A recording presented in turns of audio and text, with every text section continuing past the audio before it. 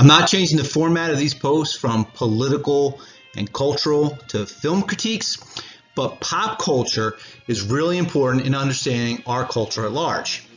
Now, the question today is, why is the original Star Trek the greatest science fiction series ever made, but the new Kelvin timeline movies absolutely stink? Now, this could be a 3-hour dissertation because there's so much wrong with these films, but I'm going to restrict it just to the psychological aspects because they're relevant to what's going on today.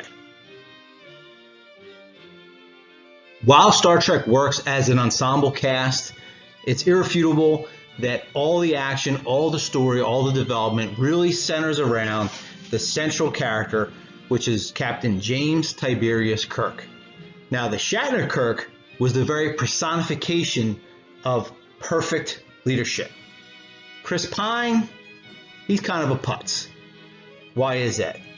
Let's look at the original series. Most people would say that Star Trek is probably one of the most progressive TV shows that ever hit the airwaves.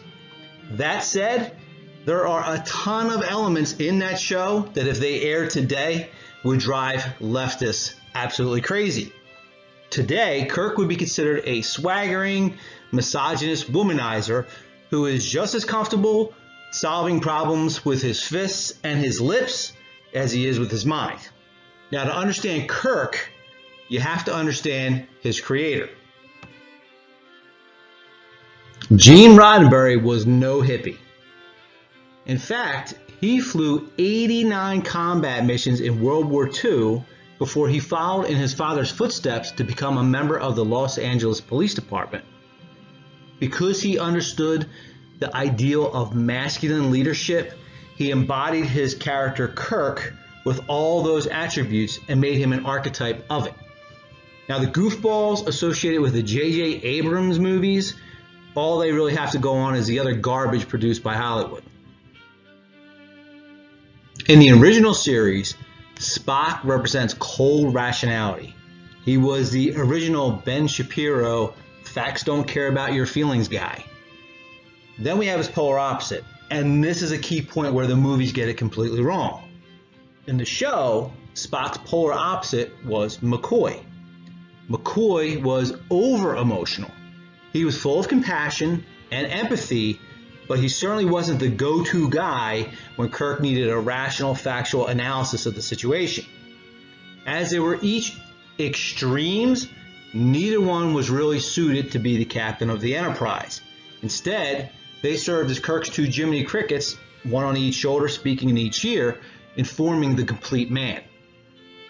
Spock would relay the pertinent, relevant information, and Bones would temper that with the human concerns.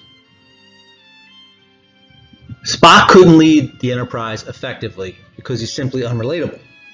But McCoy would become far worse because he's more concerned about relationships and emotion than harsh reality. Real leaders have compassion, but not exaggerated empathy, which is actually a debilitating handicap for a leader. All of the great leaders throughout history have been always able to remove themselves from a situation and not concern themselves with people's feelings so that they could focus on people's tangible welfare. If you don't get that this is the point and the charm of Kirk, they actually did an episode about it. He was split in the transporter beam, and in the beginning of the episode, your superficial analysis would be that it was good Kirk and evil Kirk, but that wasn't the point. We discovered it was actually just effeminate, lovey-dovey, empathetic Kirk, not good Kirk, and he was completely impotent. He's unable to lead the Enterprise effectively without that masculine, aggressive, confident, and severe side. This is one of the many places where the films completely miss the mark. McCoy gets relegated to an irrelevant character, and then they make Kirk the opposite of Spock. Instead of the swagger, which comes from years of success in the Shatner Kirk, we have the pompous arrogance of Pine Kirk. The Shatner Kirk was cool under pressure because he was a leader. The Pinekirk thinks that being cool is enough to become a leader. Blech. So, what does any of this have to do with culture? At the Democrat National Convention, Michelle Obama pushed this whole empathy angle before Biden actually even got on the stage, where he made his pitch that although he's incompetent, he's a nice guy, and that should be enough. He related this story, and who knows if it's true because he makes up most of his anecdotes, that his papa once told him, "Joey, I don't expect the government to solve my problems, but I expect it to understand them." What? Is that what you really want in a leader? Compassion, empathy, and understanding, but no solutions? Heck no. I've worked for a Michael Scott. While it's entertaining somewhat to watch and it might be fun to work there if you don't want to actually accomplish anything, if the welfare of your family is at stake, you don't want some dolt who just wants to be liked. You want a jerk who makes good decisions. You want a leader who is interested in results, not tickling ears to gain popularity. I'm not completely heartless. Not a big cat fan, but we got one because my wife found Asian Jack Bauer in a dumpster after someone threw him away. Now, luckily, you don't need to know a whole lot about cats to care for one, so he survived. Now compare that with the baby mouse we found in the garage. When I say baby, I mean eyes closed, no hair, pink kind of baby. Now we had the compassion to save it. Got an eyedropper to feed it, made a nice little nest bed for him to keep him warm, etc. But we didn't have the knowledge or the skill required, so bye-bye baby mousey. You see, feelings are not enough. In fact, beyond motivation to do something, they're pretty much useless when it comes to actually accomplishing what you set out to do. Now, be it a little mouse or the greatest nation on earth, it doesn't take empathy. It takes know-how. It takes instinct. It takes tenacity, and it takes no BS type of leadership. I've made a quick case for why empathy is not enough for a leader and can actually be a detriment, but that's not the real issue here. The real issue, where empathy becomes extremely dangerous, is when it's completely fake. Now, I don't understand why anyone would ever need or want the government to care about them. I simply want one that gets out of my way so I can succeed, and one that keeps me and my family from harm.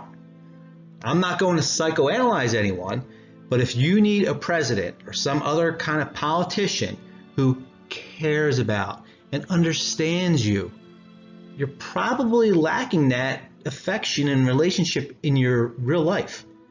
Meaningful relationships can only come from real people who share your actual day-to-day real life. You can't get that by projecting those feelings and that desirable personality onto a public figure. I constantly hear people talking about the character and the personalities of politicians whom they have never met. And then they go and vote based on that imaginary persona that they created.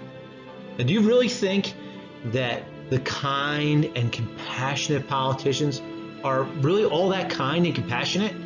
Or do you think they're just better at faking it? Now, there's two sayings about politics which are true. The first is that DC is just Hollywood for ugly people, meaning they're all just actors playing a role. The second goes, sincerity, learn to fake that. You got it made.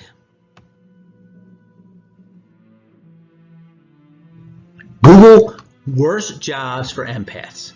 Every article you read will tell you that if someone is truly empathetic, they cannot possibly survive in the world of politics. Just think about it. Now, if you're someone who's tremendously sensitive, do you think you could take having half the country despising you? Could a truly emotional person really get in the midst of all that mudslinging and then take the emotional weight of bearing the entire responsibility of the nation on their shoulders every day? Now, if Bill Clinton was telling the truth when he declared, "I feel your pain," one, he wouldn't be seducing interns in the White House or taking trips to Pedophile Island. But two, he wouldn't be able to survive feeling the pain of an entire nation. His words are complete, as Biden would call, malarkey. Now, every politician who promises empathy instead of proposing policy is full of baloney. Now, especially when they do it in that whispery pain voice. They are all wolves. The emotionally foolhardy sheep are comforted when their wolves dress like them. Conversely, those who are of a more resilient temperament do not need compassion from their leaders. They seek love from their family and seek leadership from their leaders. Instead of being taken aback by the first wolf who actually growls when he speaks, realize that it's just a transparency for which we are not accustomed. Instead of focusing on how he makes you feel, focus on what his policies have accomplished and what policies are best for you, your family, and for the United States of America.